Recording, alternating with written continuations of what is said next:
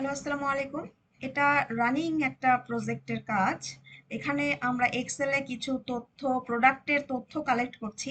তো এখানে আমরা যখনই এক্সেল শিটে কোনো একটা প্রোডাক্টের পিকচার ইনসার্ট করতেছি, লাইক এটা অ্যান্ড এটা এখানে ছোট হয়ে গিয়েছে, আমি বড় করে জাস্ট সেলটাতে রাখলাম।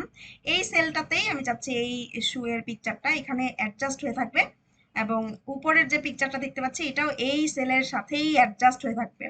কিন্তু যদি আমি এই শাড়িটাকে ছোট করি, তাহলে কিন্তু পিকচারটা যেমন ছিল তেমনই আছে, শাড়িটার সাথে মানে সেলটার সাথে সে ছোট বড় হচ্ছে না। আবার যদি আমি বড় করি, তাও কিন্তু সে তার জায়গাতেই এমন করে স্টপ হয়ে আছে। তো আমি চাচ্ছি এমন কিছু করব যে এই সেলটা ডি থ্রি ডি থ্রি যে সেলটা আছে এই সেলটাকে বড় ছোট যাই করি না কেন, আমি এই পিকচারটাকে যেখানে রেখেছি সেটার সাথেই, এই সেলটার সাথেই পিকচারটা চেঞ্জ হবে। আমি যদি সেলটাকে বড় করি তাহলে পিকচারটাও বড় দেখা যাবে, আর সেলটাকে যদি ছোট করি তাহলে পিকচারটাও ছোট দেখা যাবে। তো এইটা করার জন্য পিকচারের উপরে রাইট বাটন ক্লিক করে চলে যাব ফরম্যাট পিকচার।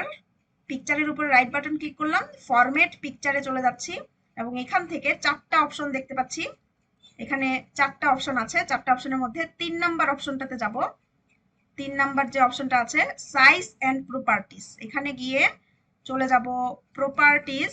প্রপার্টিসে আসলাম, প্রপার্টিসে এসে দেখবো কি এখানে টিক চিহ্ন দেওয়া আছে move but don't size with sales. নড়াচড়া হবে কিন্তু সাইজটা চেঞ্জ হবে না সেলের সাথে। কিন্তু আমরা দিব don't move size with sales, এটা নাকি move and size with sales. আমাদের দিতে হবে আমাদের চাহিদা অনুযায়ী, আমাদের ক্রাইটেরিয়া অনুযায়ী আমরা উপরেরটা সিলেক্ট করে দেব, move and size with sales. এটা হচ্ছে আমাদের টার্গেটেড জিনিস, এটাই আমরা চাচ্ছি। মুভ হবে, সাইজ হবে, ছোট বড় হবে, সবকিছুই ডিপেন্ড করবে সেলের উপরে। সেলটাকে আমরা বড় করব, পিকচারটাও বড় হবে, সেলটাকে ছোট করব, পিকচারটাও ছোট হবে। সো এখন এটাকে যদি আমি ছোট বড় করে দেখি, তাহলে দেখতে পাচ্ছি এটা পিকচারটাও কিন্তু ছোট বড় হচ্ছে, তাই না? কলামটা যদি ছোট বড় করি ঠিক না হয়ে গেল।